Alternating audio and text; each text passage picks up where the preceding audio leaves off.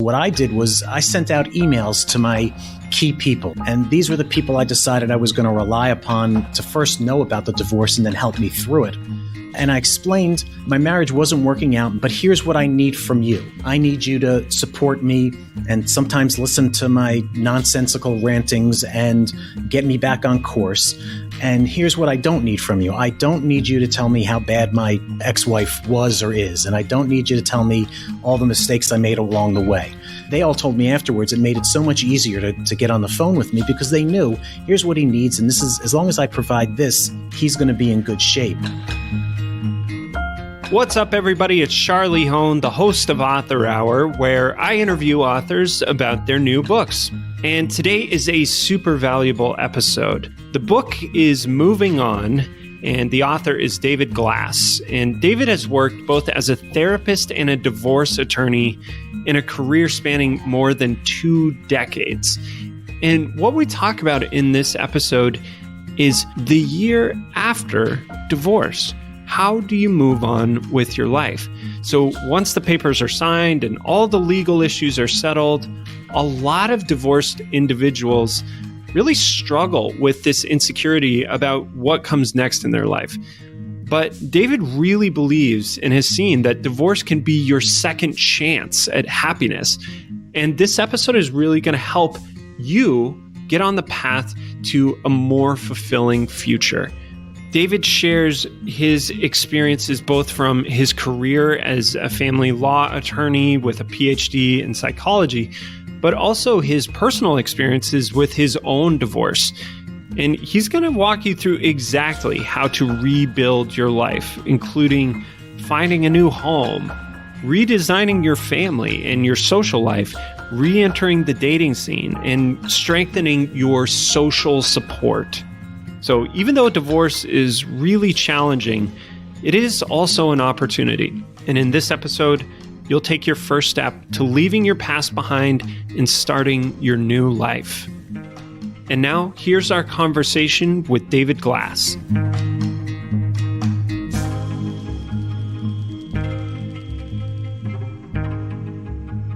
I guess the moment was when I was finally deciding to get divorced myself about a decade ago. I had been married for almost 15 years, but the last 2 or 3 years had not been the best years of the marriage. Me and my ex-wife didn't argue in front of the kids, and we didn't fight about things, but we weren't very close. We had lost intimacy, and neither of us was completely happy.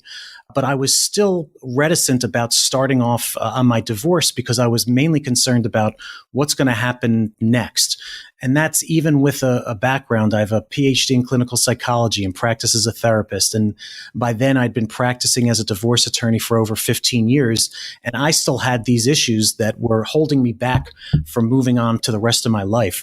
And so I talked to a bunch of friends, both divorced and married and single, and tried to figure out what would come next and how could I maximize it. And so I figured my way through the process. Divorce was relatively easy for me. The year after divorce was much more difficult. And just keeping those ideas in mind for the last 10 years, I turned around how I started counseling my own divorce clients, trying to get them to focus on what comes next rather than continuing to focus on the unsuccessful relationship in their background. So you said the year after divorce was much more difficult. What made it so difficult? Was it just the nature that you'd been through trauma, or what was it? For me, there weren't legal proceedings. My ex-wife and I were both smart and level-headed, and we worked out a deal right away. So there wasn't a lot of fighting about it. But still, getting divorced is a psychological injury. It's an injury to your ego. You tried something, you picked someone, you tried a marriage and developed a family, but ultimately it didn't work out. So it's admitting failure to everyone. Everyone's going to know that you failed in this thing. It turns out that, with 50% of the population getting divorced, it's not an unusual failure. But for each person going through it, they themselves, it's very personal. And for me, up to that point, I had gotten into the college I wanted to get into. I got into the graduate school I wanted to get into. I got the jobs I wanted. I would interview, I'd get the jobs. I'd never been fired from a job. And so luckily for me, this was the first failure that I had to experience. And so that was all new for me. And that's what was somewhat paralyzing at the beginning. Would you say that's really common with your clients as well? Is what you're describing, that it is this psychological injury, it is this admission of failing at something many of us really aspire to have? Absolutely. And most of my clients are, doctors, lawyers, dentists, teachers, principals, sort of regular everyday people. And most of them have not had major problems in their lives. Some of them may have been through a bankruptcy, or some of them may have had a parent or a family member deal with an illness. But those were much more external things that you can control or try and modify. But getting your own divorce is trying to, if you do it the right way, is trying to figure out what you did wrong in addition to what your soon-to-be ex-spouse did wrong, and then converting that into, how am I going to avoid having this happen again in the future? But that feeling that, this didn't work out. I picked this person. We had a big fancy wedding. We lived together. We've held ourselves out as a family for all these years. And now I have to admit to everyone, it really wasn't working out. And now I've got to figure out the rest of my life. Wow. So I want to dig in a little bit more on what that year after was really like, because I'd imagine a number of people listening to this right now are either in the thick of it or they're about to be, and they want to know what did that really look like for you? Right. So the year after divorce is now, you used to live all together in one home, and whether you were happy or mildly happy or upset, it was still the stasis. It was what you were used to. And anytime human beings move from someplace where they were to something new, it's hard to make that change. And so the first thing I was dealing with was living on my own. I had two daughters who were 8 and 10, and we had a 50-50 custody arrangement. So 50% of the week they were with me, and I could focus on them. But 50% of the time I was alone in an apartment. And that was a brand new experience for me after having been married for a relatively long time, and after having dated and lived together with my ex-spouse. And so just dealing with being alone in a home space was a brand new experience for me. And so at first, what I did was I made all sorts of social arrangements. I contacted all my friends and lined them up for the nights that I didn't have the girls. And, one night we would go out and play tennis, and another night we would go for a sunset hike, and other nights we would go out for drinks. But it was scheduling myself so that I wasn't at home sitting in an empty apartment and wondering, how I got to that period. Mm-hmm. And I'd imagine that helped a lot, right? Oh, absolutely. Keeping myself busy during my downtime when I didn't have the kids prevented me from ruminating about things that I really couldn't change anyway. And keeping busy and being social also opened me up to all the great things that go on in the world that you can forget about if you're in a troubled marriage. So the last couple of years of anyone's troubled marriage, you're probably not taking care of your fitness as much as you could. You're probably not seeing your friends as often as you would like. You're probably not doing as many enjoyable activities. And so when you have this free time, if you look at it not as what I've lost, I don't have my kids half the time, or I don't have a intact nuclear family. If you look at it instead of, now I have an opportunity, what do I want to do with this time? That's the shift in perspective that allows you to start moving forward. That's great. So let's get into your book now and what moving on really covers. So you begin the book with assessing where you are now. Why is it so important with the assessment? So the assessment is just making sure people are ready to move on. Until you make the decision, I am getting divorced, I'm going to divide the assets, we're going to figure out support, we're going to figure out where the kids live, and then you put enough of that stuff on paper, you're in no position to move on. Again, while you're going through the divorce, it takes up a lot of your time and a lot of your energy, and there's no way around it. But once you're at the very end of that process, then you can start opening up and figuring out what comes next. So the assessment becomes key, because if you're not divorced yet, or you're just starting the process, then maybe the book's a little bit early. You can start leafing through it to think about it, but you're not going to be able to invest enough energy and your emotions and your intellect into figuring out what comes next. Got it. Okay. So once they've gotten to that point, they've assessed where they are, this book is definitely for them. The next step in the process is telling family and friends, right? Right. And so, and that comes, it's sort of an overlap with what came before, but telling other people that you're getting divorced can be a paralyzing experience. I'm going to call up my parents and admit that maybe my parents were right. This person was never right for me in the first place. Or maybe my friends who never really liked my now ex-spouse were right. And so it's admitting to a lot of people that you were wrong. But if you turn that into an opportunity to say, this is what I'm doing and this is the help I need from you, I think it makes it a better experience. So what I did was I sent out emails to my key people, both of my parents, my college roommate and best friend, a local close friend, and my sister. And these were the people I decided I was going to rely upon to first know about the divorce and then help me through it.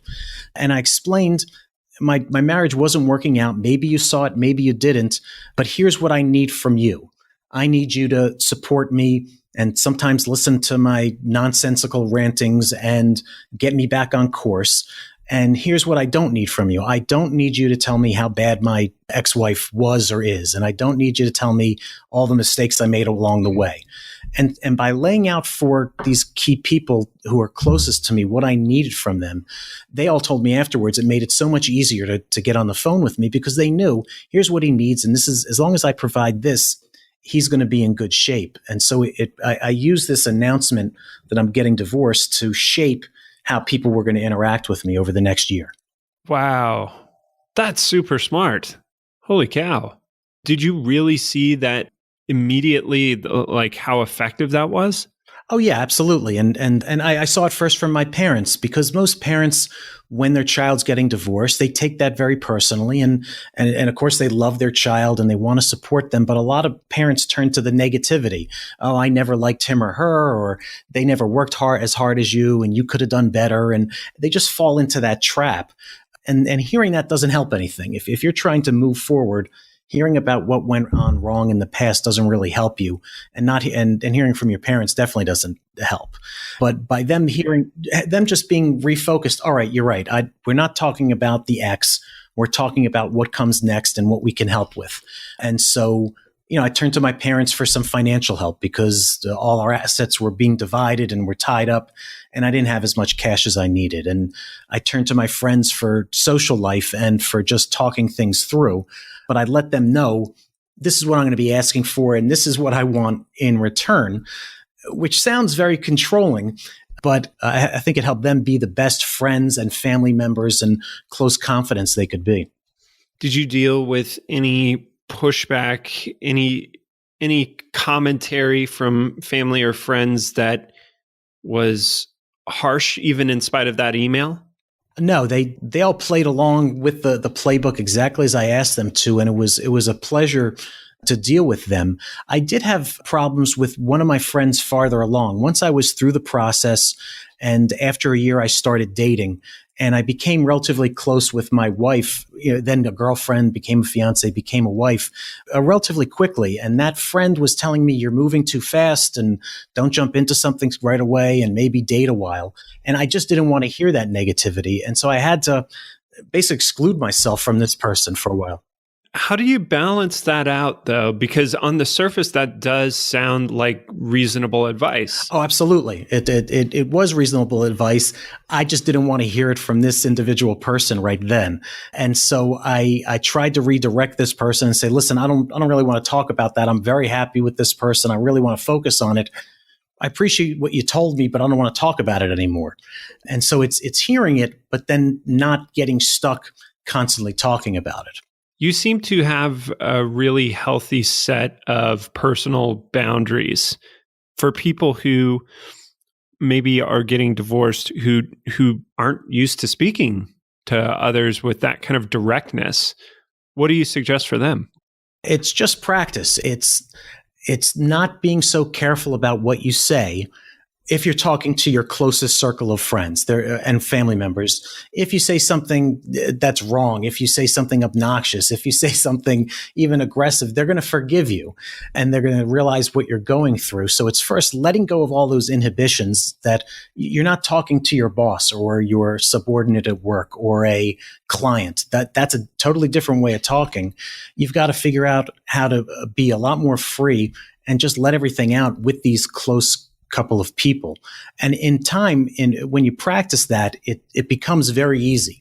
Once you let go of all those filters and you're just talking, it actually relieves a lot of anxiety and worry about things. 100% agreed. That's great.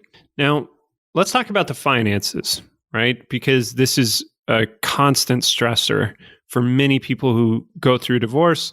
They feel it's unfair to them that they're maybe paying a lot in child support and having to go into debt and having their wages garnished and all this stuff. So how do you design your financial strategy to help you move on? Right. So it's convincing people that while it may seem unfair or it may seem like you're paying too much, or on the other hand, that you're receiving too little, all the state legislatures, when they've set up these support rules and their formulas for figuring it out, try to get to something that's as fair as possible. And so recognizing that you're not going to change the state legislature and you're not going to change the law on how support is calculated. And so complaining about something that you have absolutely no control over just isn't productive. And so then it's turning from what's behind you. You have a support order that you have to pay, is now figuring out what is your personal budget going to be on a monthly basis so that you have enough money to pay the support and still meet your own living expenses. Or on the other side, that with this influx of support, plus whatever you can make on your own, you can afford your living expenses. And it's basic budgeting, getting a one-page budget and figuring out what you pay in rent or mortgage and what you pay for electric and gas and your cell phone and your cable bill, and putting every possible expense down and then adding it all up. I've got a $10,000 a month budget and I've got $3,000 coming in. That means I have to make $7,000 a month. And if you can't make $7,000 a month, then you've got to change your budget or you've got to get a different job. And so by putting everything down on paper, it forces you to think about what you're spending money on. I looked and I was spending $187 on a cable bill, and I didn't watch TV, and my girls were streaming everything. And I just realized, why am I paying for cable that no one's watching? And I switched to just an internet only thing that was like $49. And so that saved me some money. But if you look at each category, you can realize I'm spending $50 a week going to Starbucks, and I could brew my own coffee, and I could save a lot of money over the course of this next year not going to Starbucks. But until you see it down on a piece of paper and you see it all added up, it's hard to imagine even where your money's going. It's absolutely true. I mean, you can imagine where your money's going, but you're not very good at it unless you actually look at it and review it. Not to get too much into the financial portion, because you cover that in your book, but it really is shocking that you think you're on point with being good with money. A friend of mine looked at her finances recently and realized she was spending several $1,000s per month going out to eat, and she thought she was doing maybe $1,000 a month. And right. I mean, I've had the same issue with cell phone bills and all this stuff. So that's great that you include that. Now let's move on to some of the more complex things, the things that carry just as much emotional weight when you're changing your life, starting with choosing a new place to live. Walk me through this. Right. So most people, when they get divorced, if you have two incomes and you're contributing to the mortgage on a house, now neither party can afford the house. And so in most cases, the marital residence where everyone lived together gets sold, and now you've got to figure out where you're going to live.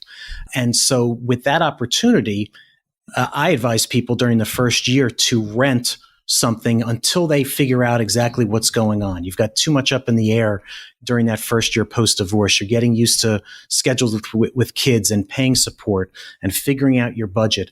And having to pick a new house, apply for a mortgage, figure out if you can afford it, I think is something that you shouldn't do in the first year. But either way, whether you're going to buy a new house or you're just going to rent for a year to figure out where you want to be, eventually you have to figure out, how close do I want to live to my ex-spouse? If you're going to move somewhere very far, you're adding all sorts of commute time if you have kids and exchanging the kids. Or you figure out, I want to be close to the kids' school, or I want to be close to my own work. And you have to figure out what your most important things are and list them out, and then come up with the neighborhood you want to live in. And so you don't have to live in the same place, the same exact neighborhood, or the same part of the city or town where you used to live.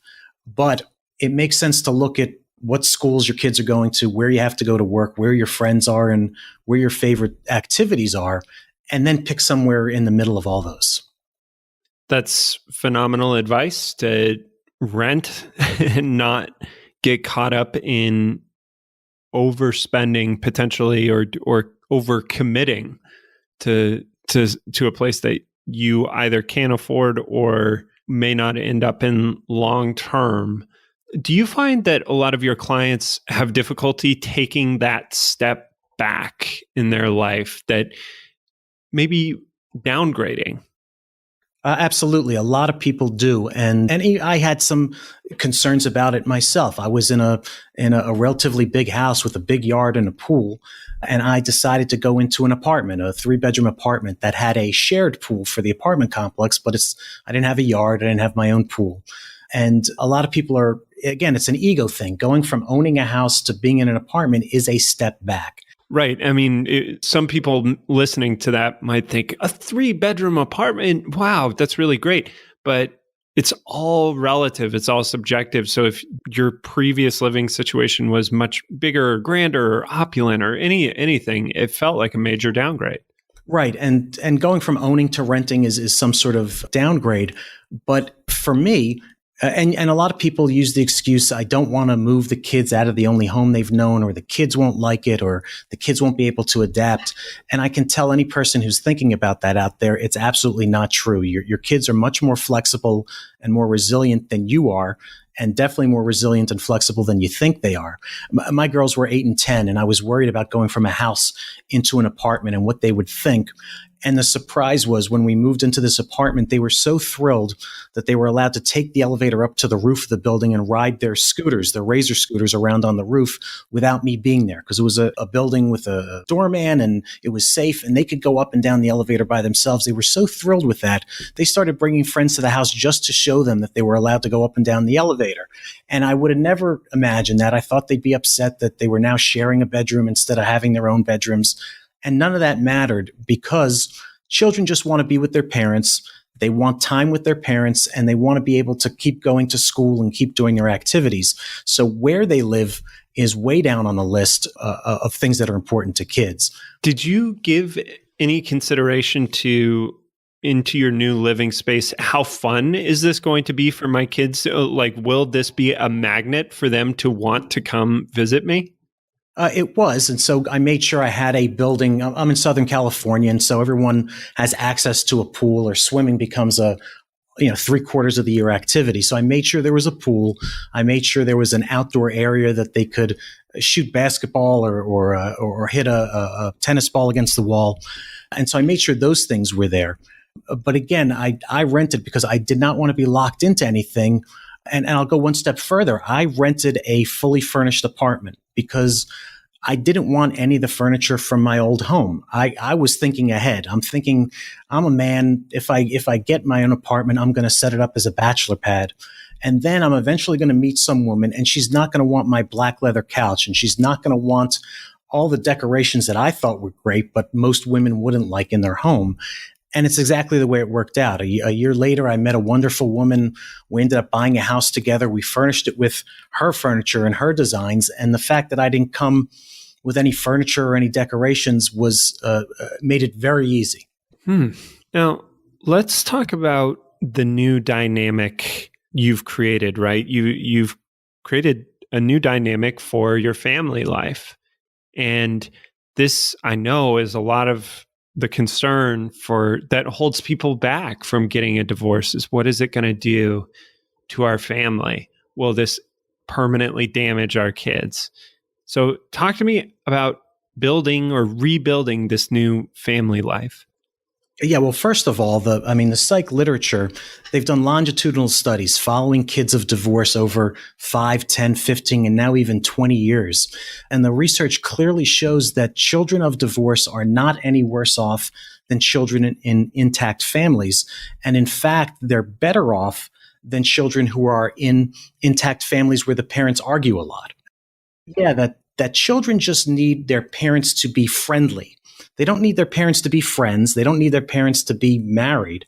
But if their parents are friendly and can get along and don't argue about them or talk about them in a negative sense, kids very quickly learn, I'm with dad this part of the week, I'm with mom this part of the week, and they very quickly fall into line, even if mom and dad have very different ways of parenting. Wait, so this is really surprising to me because everything I've heard has been about how hard it is on the kids, and it's permanently like this thing that sticks with them. And I've heard friends of mine growing up, yeah, my parents got divorced, and it's always kind of stuck with me.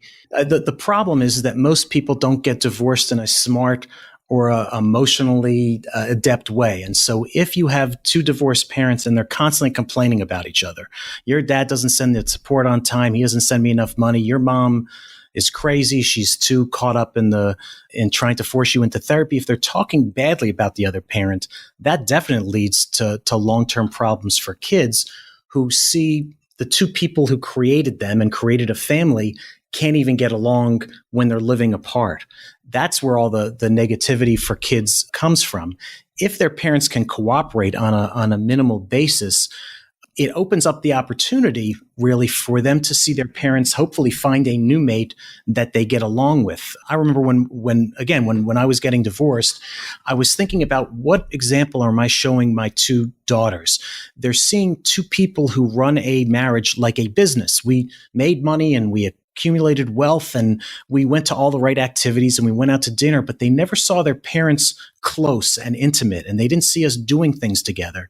And I didn't want my daughters to have that model as that's what a marriage is. It's sort of okay. It's sort of middle of the road. It's not bad, but it's not great either. And in my case, both me and my ex-spouse within 2 years found new mates who better matched who we were and how we like to live our lives.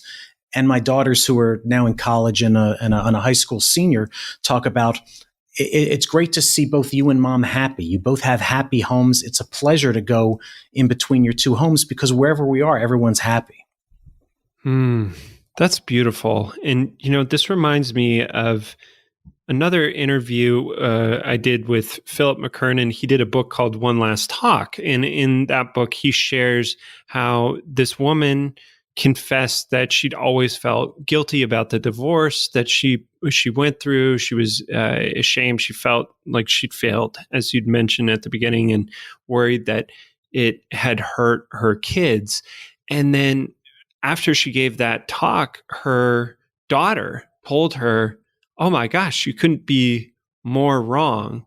I viewed that time as, wow, mom is really stepping up and taking charge of her life and what she wants and pursuing what is most important to her. It gave me more of a model of what it's like to assertively retake control of your life. And it was this really positive example for their family. So I think that's exactly what you're saying, is that kids are resilient and it can be a positive thing depending on how you handle it. Right. And it's not even so much what you tell your children. And you should tell your children the right things, that this divorce isn't your fault. And we're going to try and keep as much steady and the same for you. Same school, same friends, same activities. The only thing different is that mom and dad aren't going to be living in the same home. That's all important to tell them. But the most important is showing them by example. I have a quote in the book from Robert Fulghum, the author, that says, "Don't be worried that your children aren't listening to you. Be worried that they're watching everything you do." And so by showing them how to live an effective and happy life, that's the best thing you can do for your children. They're going to figure out their own way, but if they've had a model of what a good relationship looks like and how people can argue and get over it and how people can work together and build a new family, that's the best thing you can possibly teach your kids. Absolutely. Speaking of quotes, you have a lot of great quotes in the book. One that made me laugh is, "Money is not the most important thing. Love is. Fortunately, I love money." Right. And it's Jackie Mason, who has a million one-liners. But that was, and doing the research for the book, I tried to find a quote for each chapter. And I was so thrilled to find that one. Yeah. So we covered a bit at the beginning how you redesigned your social life. You filled up your calendar and reached out to friends. And is there anything else that we need to know about redesigning your social life in order to properly move on? Yeah, it's actually a step before you even think about your social life, is redesigning your emotional life. I strongly advise all of my clients to get into therapy. If they haven't been with a therapist, they need to find one. If they've known one, they need to reconnect. And if they're in therapy, they need to change the focus of the therapy. And I think the focus for people in that year after divorce should be on, what did I do wrong in this prior relationship? It's very easy to make the list of what your ex-spouse did wrong. Everyone can do that. Everyone can talk about it for hours, but it doesn't get you anywhere other than determining you weren't right for each other. But figuring out what you contributed, what did I do that made him or her then do this in return? And how did I contribute to any sort of dysfunction in the family? Or how did my way of being not make me a good spouse? That's the most valuable thing you can do for yourself before you figure out who your friends are, before you figure out who you want to date, and before you ultimately find your next mate. Because if you don't do that work, the odds are you're going to end up repeat it.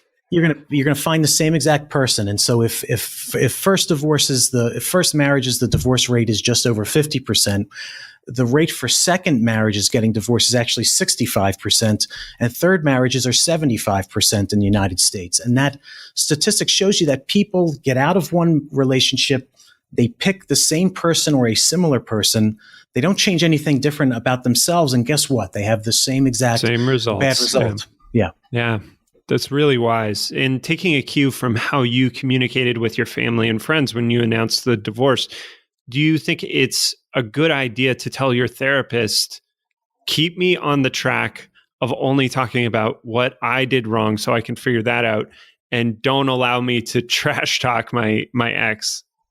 Absolutely. And most good therapists will do that anyway, but just reminding them up front. And you can have a session or two, an hour and a half, maybe 2 hours of talking about what went wrong.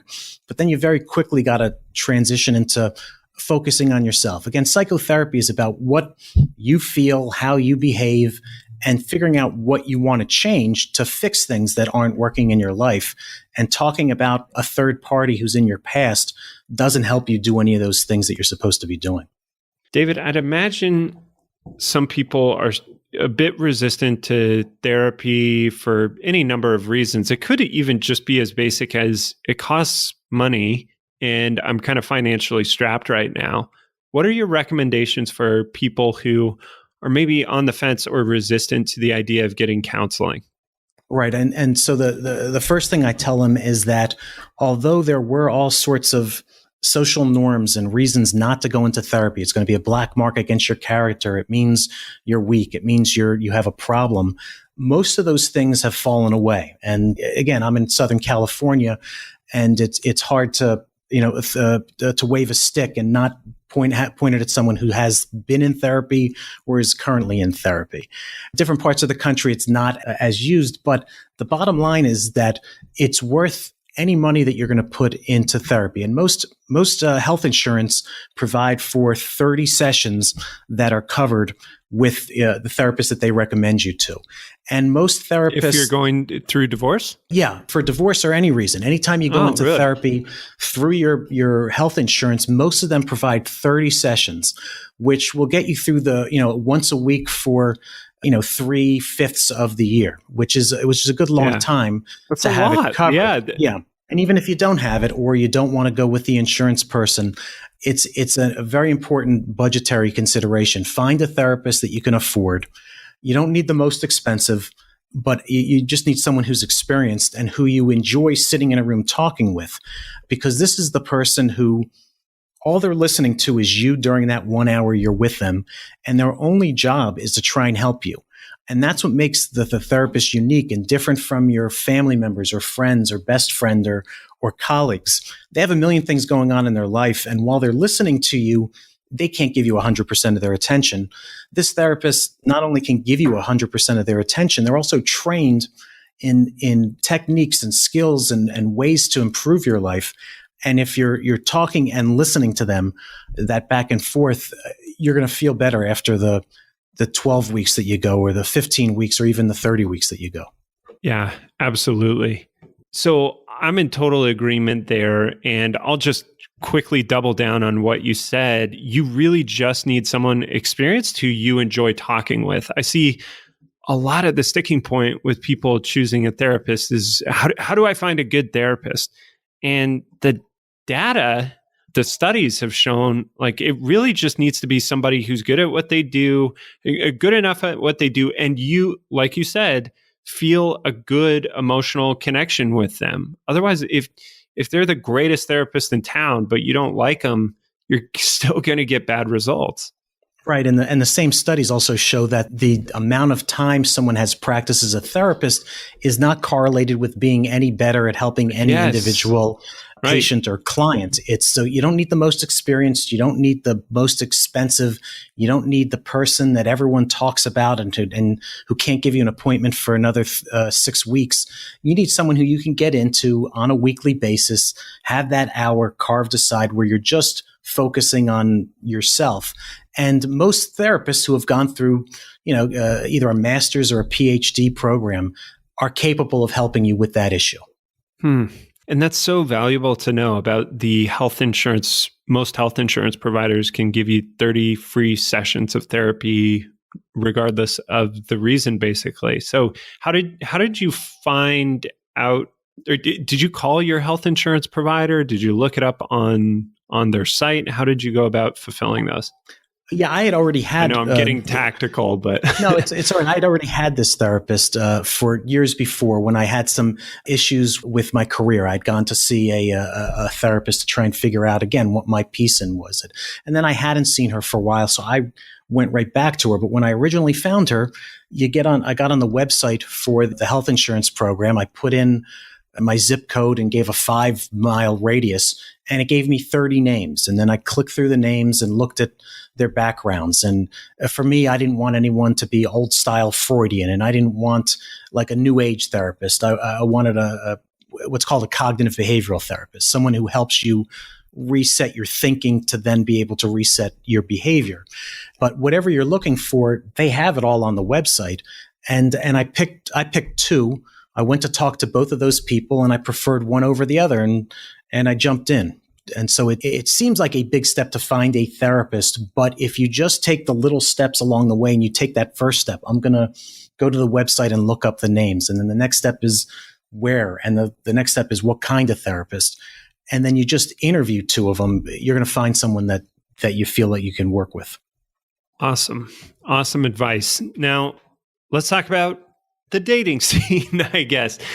How do you break back into the dating world after being married for so many years? What is this transition like? Right, and that's actually one of the harder transitions. It's comparatively, it's easier to figure out where you want to live and how you want to run your budget, or even who you want your friends to be. But then that dating, especially if you've been out of the dating scene for a number of years, and most people getting divorced have, everything has changed. And for me, when I met my ex-wife, we were both in law school. And that was it. There were a bunch of law students around, and you met people. It was easy to meet people because there were 200 people in the class. But there wasn't any online dating services, and there weren't any. There wasn't Facebook, there wasn't Twitter, there wasn't any of that stuff when I went through it the first time. And the second time, and I was 23 years old at the time when I went through my divorce, and I'm post-divorce. I was 40 or 41 years old. And so it's hard to get back into it. And basically the way I did it was I got three friends with different styles, and I called them informally my three wise men. One was a guy who had been divorced and vowed he was never going to get married again. And one was someone who was happily married, and one was a guy who had never been married. And I just asked them, how do you date, and how do you meet people, and what should I say to someone, and what should I propose doing? And I would ask all three of them. I'd try to come to a consensus, and that's how I acted. And, two out of the three said, don't even do online dating. You don't want to get caught up in that quagmire. And so I didn't. And so I really don't know a lot about online dating other than I didn't do it. But they always had all sorts of advice. And the funny thing is that when I met the right person, when I met the woman I'm married to, after we had dated for a while, I told them, I've got these three guys. I call them the three wise men.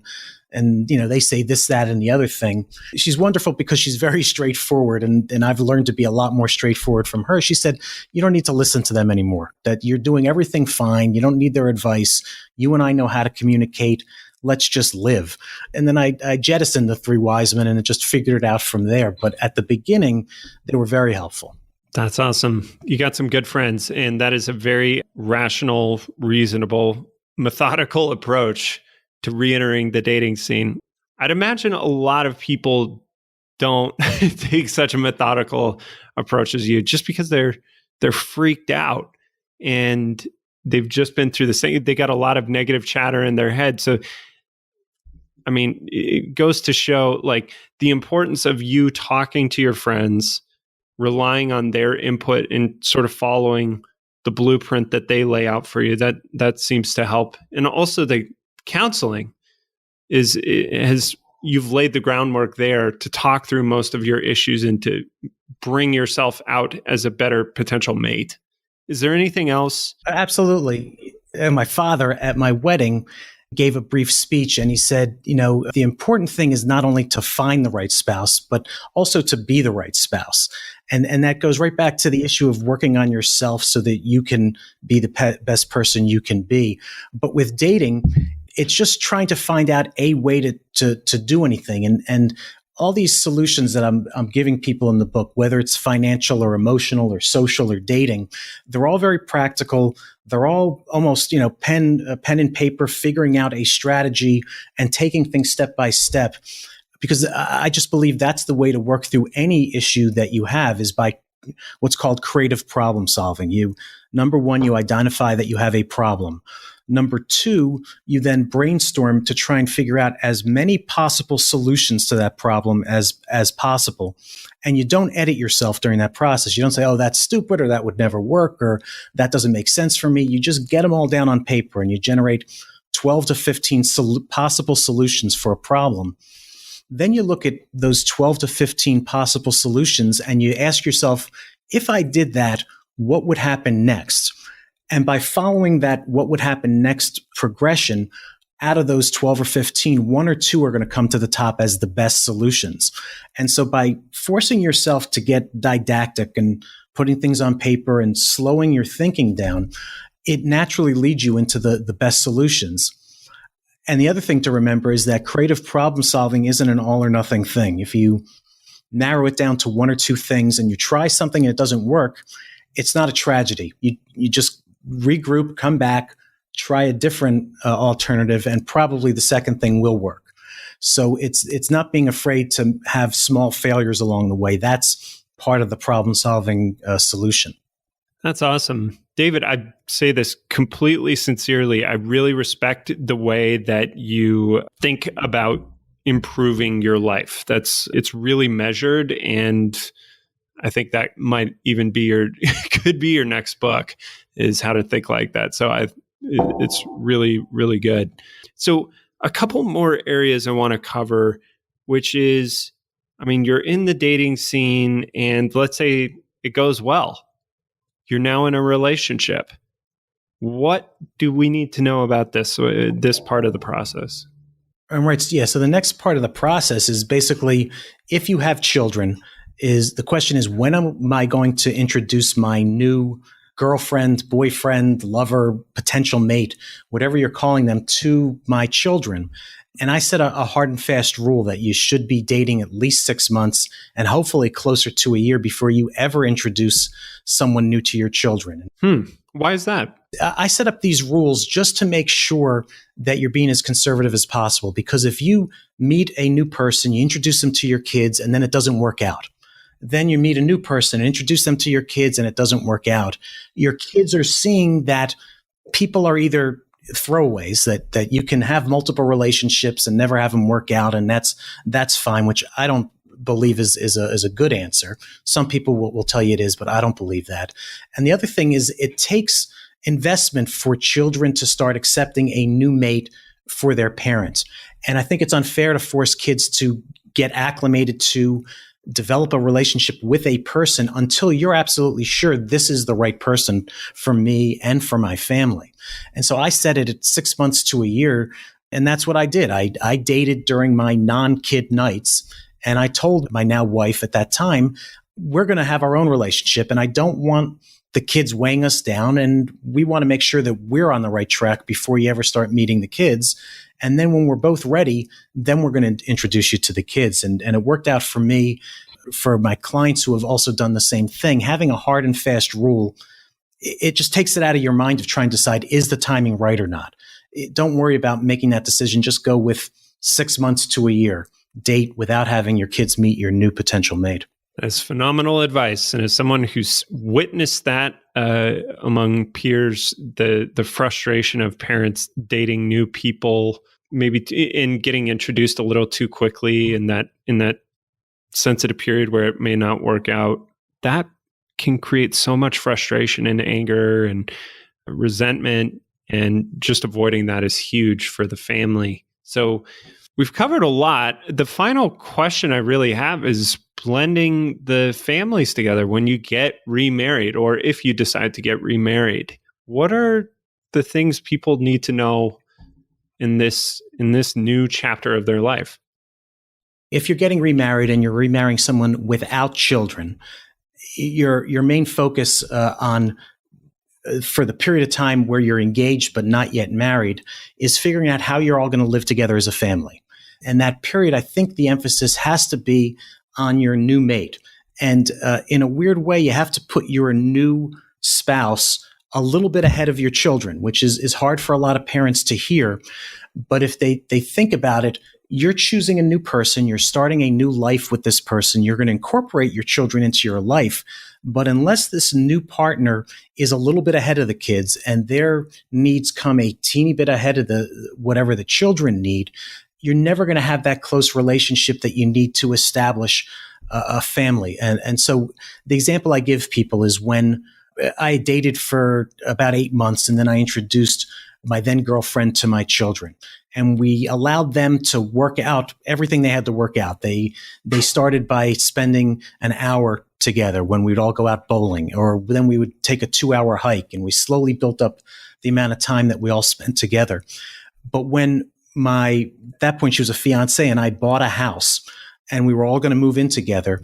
My fiance and I moved into the house first, and we spent 2 or even 3 weeks living there before my children moved into the house. And the reason I did that is I wanted my children to understand that this was a house that me and my new almost wife were establishing for our family. There wasn't any question that this was my house with my children and I was inviting her in, that this was a new family house. There were new family rules and they were being invited to join us. And then the next step was having a family meeting and saying, these are the rules for our new house. This is how we're going to live together. We're not going to take food up to our rooms, or we are not going to leave our sneakers by the front door. Whatever your rules are, if you lay them out at the start in a family meeting, everyone knows what the rules are. And there's less resentment when they're told not to do something or how to do something different later. Well, this has been just tremendously valuable to anybody who's going through this experience now, who potentially might want to follow you in your work or even reach out to you. How would you recommend that they do that? And so the easiest way to reach me is through the website, www.glassfamilylaw.com. That'll redirect them to my professional page. The book is movingonbook.com, and that will also get them to me either by email or phone. And the only other thing I want to emphasize to people is that divorce really is a second chance for happiness. It's a bad thing that happens in your life, but it opens up so many possibilities for you that I just hope people really take the opportunity to investigate every area of their life and try to maximize their happiness going forward. Beautifully said. David, the final question I have for you is to give our listeners a challenge. If they're going through this right now, what is one thing from your book that they can do this week that will have a positive impact? You have about 15 seconds. Go. Right. If they take a piece of paper and divide it into 6 sections, and the sections are social, financial, housing, children, dating, and emotional. If they list out what their problems are in each one of those boxes, that's the way to get started on problem solving in each of the various areas. The book is Moving On. David Glass, thank you so much for being on the show. Thanks a lot. This was really fun. Thanks again to David Glass for being on the show. You can buy his book, Moving on Amazon.com. Thanks for tuning into today's show. If you liked what you heard, here's what I want you to do next. Open up the podcast app on your phone or iTunes on your computer and search for Author Hour with Charlie Hone. And then click Ratings and Reviews. Take 10 seconds to rate this show or leave a review. It's a small favor, but it's really the best way to show your support and give me feedback. And if you know someone else who'd love Author Hour, take another 3 seconds to text them a link to this episode. We'll see you next time.